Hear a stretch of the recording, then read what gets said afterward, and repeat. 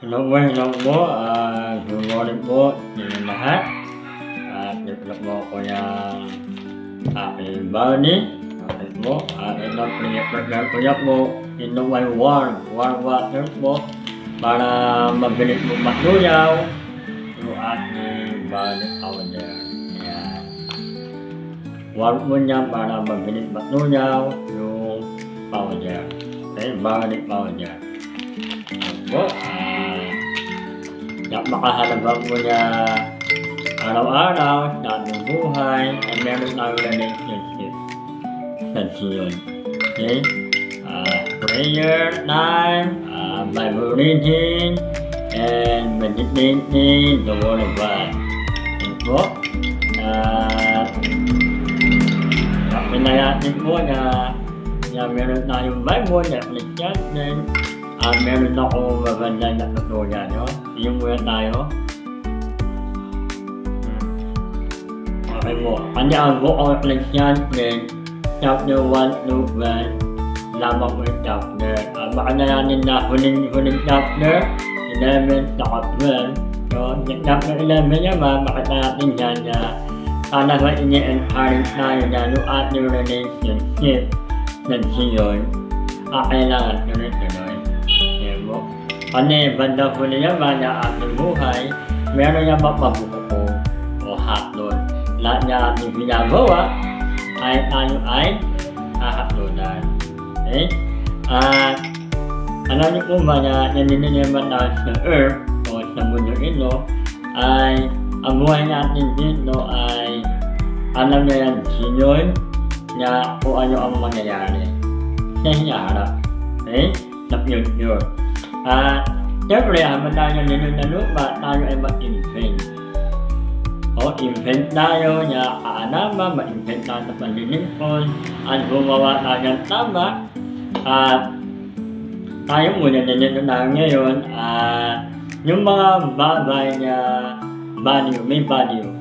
Doon na yan, yung involved sa ministry, nililingkod ka ng Panginoon, meron ka tukunin, meron ka inaalagaan ng mga tao, at ayan po yung mga value na habang tayo nandito na lupa, ay tayo ay nagbibigay.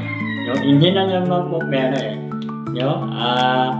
nabibigay tayo niya encouragement from the Bible, at nabibigay tayo ng mga idea. Tulad mo ako, meron akong video.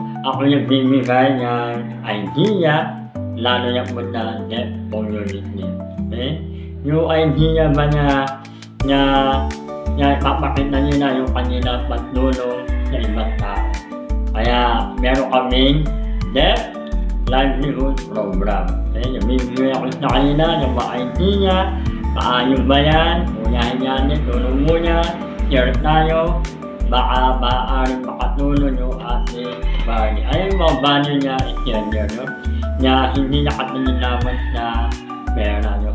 Kaya mahalaga niya tayo bilang mga Kristiyano yung ating buhay. Wala yung matawag perfecto lahat naman nakakamali. Pero dahil tayo kapilala ng Panginoon, lumusunod tayo sa Kanya. Hayaan natin niya ang Zion. Hayaan natin niya yung ating nakumontrol sa ating buhay. Dahil lahat naman yung ating ginagawa dito, ay kamabaganda, meron mong balik. Okay?